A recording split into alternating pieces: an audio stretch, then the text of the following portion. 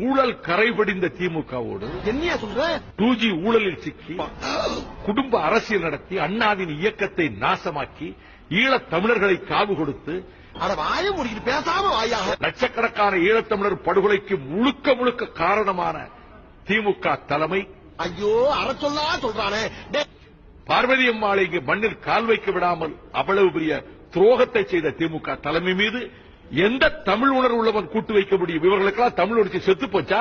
இந்த எலுமிச்சம்பழ சார கூடி இறங்காத போதையில கப்புன இறங்கிரு. சாதிக் பாட்சா மரணத்துக்கு திமுக காரணம் என்று நான் குற்றம் சாட்டுகிறேன். இதுக்கு ஒரு வழக்கு போட, இதற்கு வழக்கு போட வக்கில்லாத ஸ்டாலின் இந்த ஆத்திரத்துல அப்படியே மனசு துடிச்சு போய் என்ன சொல்லுது போனதுன்னு ஏழ்ற இது வந்தாலே ஏதாவது வில்லங்கத்துல கொண்டு வரா.